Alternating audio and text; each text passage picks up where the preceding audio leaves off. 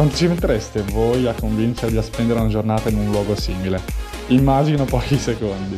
Io, per quanto mi riguarda, ci ho messo almeno 2 giorni. All'inizio non volevo andare, poi l'insistenza di mio fratello e degli altri amici mi hanno giustamente per fortuna convinto. Allora, la sveglia è suonata alle 7, abbiamo fatto 2 ore di auto e siamo arrivati a Calagonone. Calagonone che è l'ultimo porto del Golfo di Orosei, prima di quello che è il parco naturale del Golfo di Orosei. A Calagonone abbiamo noleggiato un gommone con skipper, pagando 70 euro a testa, un prezzo che inizialmente mi sembrava assolutamente folle, ma che adesso a posteriori sinceramente rispenderei fino all'ultimo centesimo. Poi immagino capirete anche voi perché.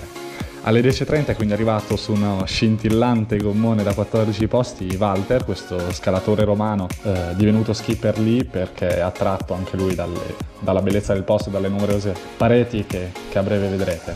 Pronti via, il luogo è magico, è unico perché come abbiamo detto poco fa, con i suoi oltre 40 km di zone che sono letteralmente irraggiungibili se non via mare, presenta pareti a picco dove in ogni angolo si aprono caverne, si aprono piccole calette in cui l'acqua è la più limpida che si possa trovare nell'intera Sardegna.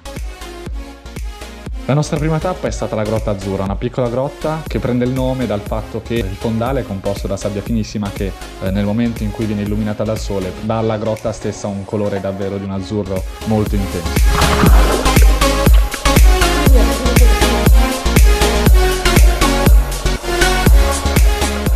La sosta nella Grotta Azzurra è stata però molto breve perché innanzitutto lo spazio è piccolo e i gommoni che vogliono fermarsi sicuramente tanti.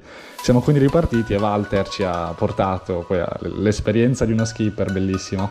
Ci ha portato in una piccola insenatura spettacolare.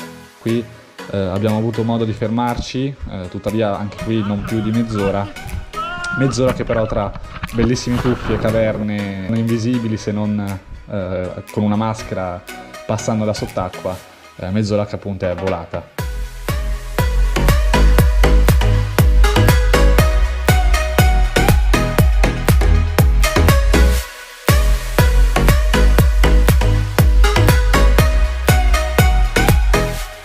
La tappa successiva sono state le piscine di Venere, un posto in cui il fondale chiarissimo e la cui acqua cristallina hanno fatto sì che appunto questo luogo, queste piscine, prendessero il nome di quella che è la dea della bellezza.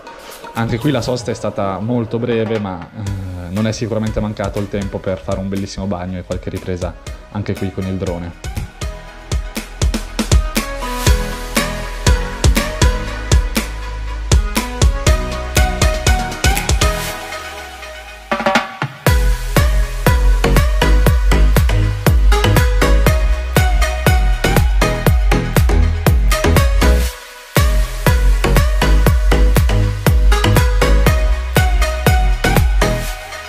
Dopo le piscine di Venere abbiamo percorso un lungo tratto, spingendoci fino quasi alla punta meridionale del golfo, fermandoci in un'altra grotta. Una grotta la cui particolarità che è la profondità di questa caverna. Infatti siamo arrivati in zone, in punti, in cui era letteralmente impossibile vedere davanti a sé, cioè eravamo completamente al buio. Bellissimo quindi guardarsi indietro e immersi nel buio e vedere una luce azzurra che arrivava da in fondo, ecco.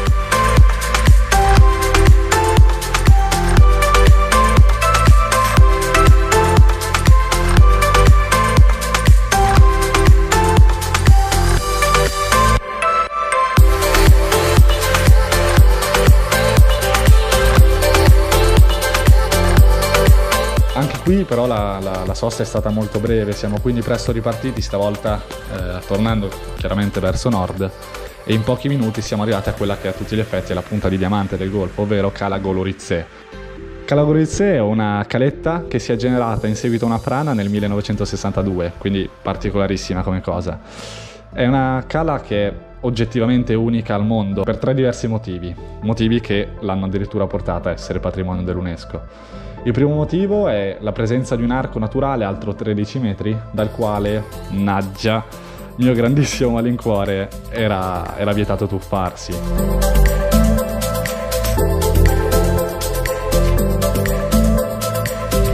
Il secondo motivo è la presenza di un enorme monolite alto 143 metri. Il terzo motivo, quello più particolare, più affascinante, è la presenza di numerose fonti sottomarine di acqua dolce. Queste fonti appunto fanno sì che ci sia un continuo ricambio dell'acqua e donano all'acqua questo colore assolutamente inimitabile.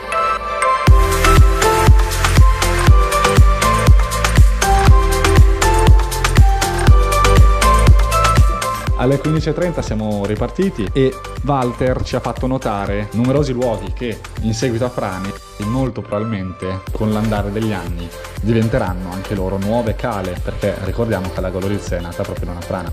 Ci siamo poi fermati velocemente in una piccolissima grotta in cui Walter ci ha fatto apprezzare la presenza di alghe di color rosa, colorazione che ci ha spiegato è dovuta al fatto che si crea una particolare condizione, ovvero il fatto che c'è quest'acqua che continua a sbattere in modo continuo ma comunque pacato sugli scogli, e si crea appunto questa particolare condizione per la quale le alghe riescono a fare la fotosintesi non solo con la luce diretta ma anche con la luce indiretta, quindi con la luce blu trattenuta dall'acqua quando il sole appunto non picchia più sulle alghe stesse. La cosa che però a me personalmente ha più impressionato di questa grotta, al di là delle alghe rosa, è il fondale che ci ha detto essere profondo 12 metri ma che sembrava letteralmente a portata di mano. Una cosa assurda questa. Ripartiti nuovamente abbiamo fatto tappa nella cosiddetta cattedrale, ovvero una piccola grotta nella quale raggi solari appunto entrano con una particolare angolazione, si creano dei giochi di luce sulle varie stalattiti che minacciano i visitatori dall'alto che rendono questa grotta simile appunto a una cattedrale nella quale le luci entrano dalle vetrate colorate. Vabbè, anche questa molto affascinante però molto piccola. L'ultima brevissima tappa è stata Cala Luna, una cala che è una spiaggia che è particolare per la presenza di numerose grotte che si aprono sulla sinistra della stessa, però la sabbia, a differenza del resto del golfo, non è particolare. Io personalmente questa tappa l'ho apprezzata molto meno, per cui la sconsiglio vivamente se si ha tempo e possibilità di fermarsi in altri posti come Cala Mariolu o le grotte del Lume Marino.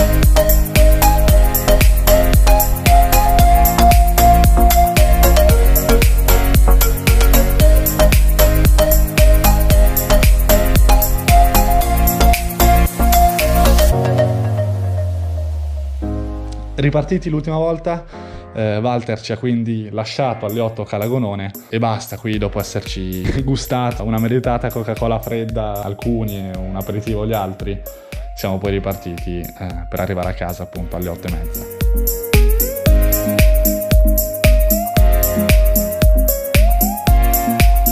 Che dire, il Golfo di Rosei secondo me è una tappa che una persona che visita la Sardegna deve assolutamente vedere, perché è un posto davvero che in Italia non esiste, è assolutamente unico, l'acqua è spettacolare, davvero, cioè io sono stato lì sia l'anno scorso che quest'anno e ancora non ho avuto modo di vedere tutto. Detto questo, il video è finito, noi ci vediamo al prossimo video e come sempre, ciao belli!